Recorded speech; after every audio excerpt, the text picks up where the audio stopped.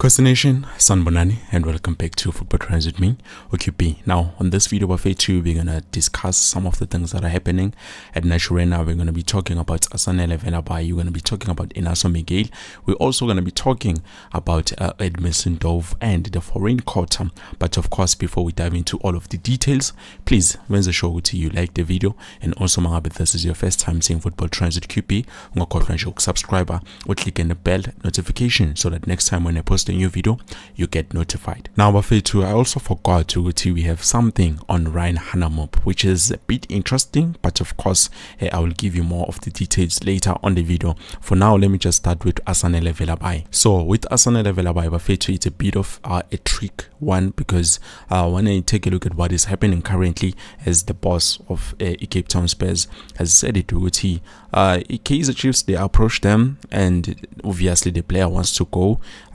They've put a fair price on him according to their boss, and ever since that they haven't heard anything from Kaizer Chiefs. So it looks like Kaizer Chiefs is not willing to pay that amount of money. I'm not too sure the figures, how much is it, but the only thing I can say is it looks like Kaizer Chiefs are not willing to pay that amount of money. He even clarified some of the news by saying it's not a Spurs versus Chiefs thing. I don't want to make it sound like that. The player is kept on the loop, obviously, and it looks like Cape Town Spurs, they are capable of closing deals, and their agents use quite good tactics in terms of giving out players or signing players.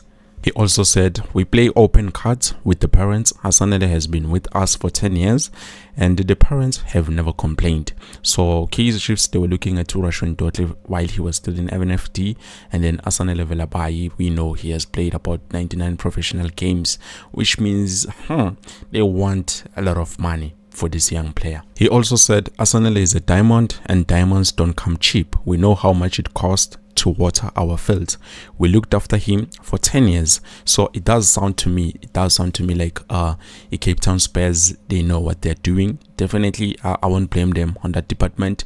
A player, a labo, and they know what did it take for them to develop this player into something that we currently need, that we want. Because in from afar, you can't just see it from afar and want it with. So if ever they say this is the price, this is the amount of money that we need, for me, I think personally I understand, because it's a player that they developed. It's not like a player opuma from somewhere, bamsana, and then bam tourist. So you understand what I'm saying? So if ever they need that much money, whatever it is, the figures, I don't know if Kaizer Chiefs are going to pay or they are not, because as you can hear from the Cape Town Spurs boss, he says ever since that Kaizer Chiefs have not gotten back to them. So it looks like Kaizer Chiefs are not willing to pay that amount of money. Maybe they will go for someone else.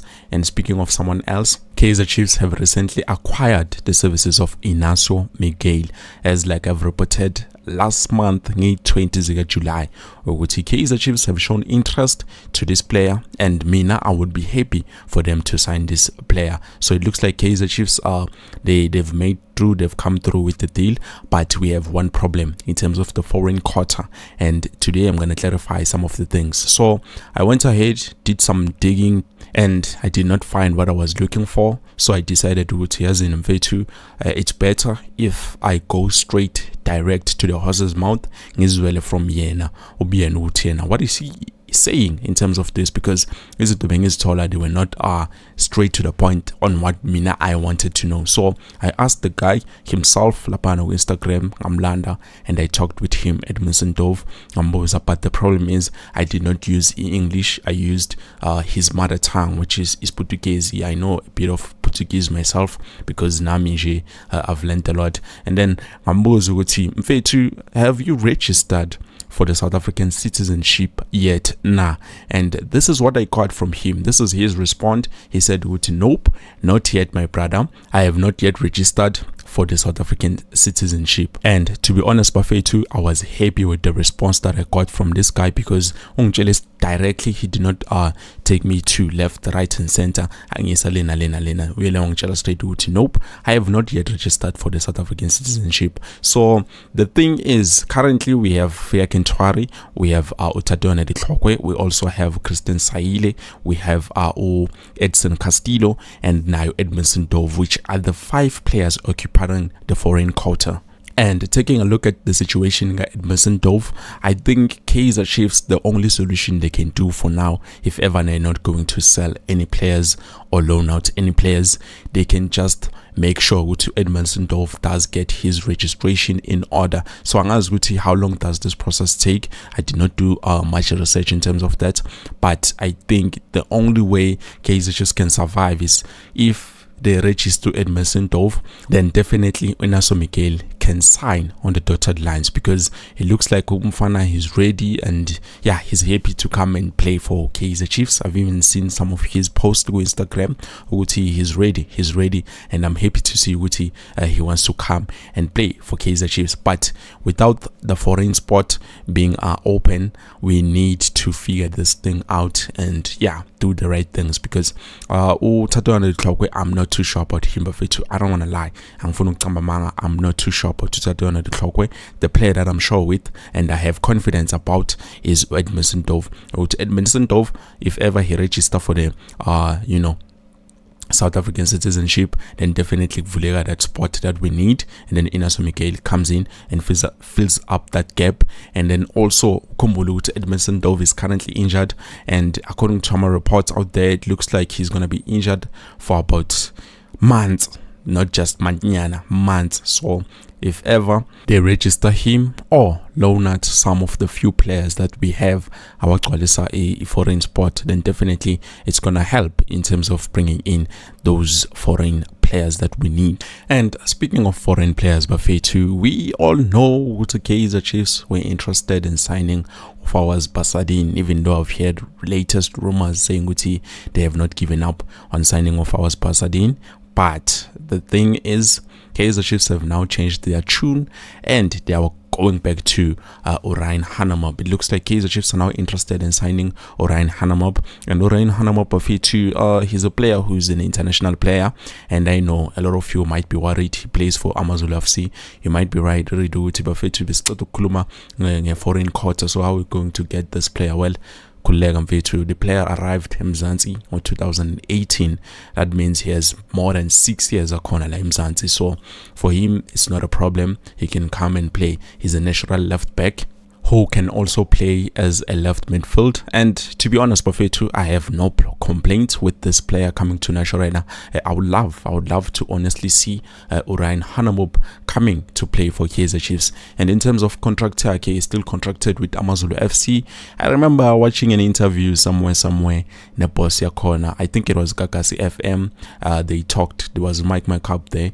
They talked about some of the players that are there, and they talked about players who are contracted with Amazulu FC. Now I don't remember everything that they said, but I remember the boss saying the guys are happy there, but it looks like Kaizer Chiefs now are interested. So I don't know if they are going to be able to sign Riaan Hanamub, even though they're interested. They've shown interest, but time will tell what is going to happen. And yeah, he still has like a 1 year option. He still has a 1 year option, which I think it has been triggered, if I'm not mistaken. So for me, I think this is good news, and having a player like Riaan Hanamub, because Kumbule, we were talking about experience and quality. So for me, I think he's a player that has that quality that we need, with also the experience letting Angalayo. And yeah, we're gonna have to, understand the situation. It's gonna help, because Bonganisem, as we've seen currently, he might be injury prone. So having a player like Riaan Hanamub, someone we know he's gonna start Naganjane, it's a good thing. Kumbule, Happy Mashiane is not a natural left back. He's a back wing.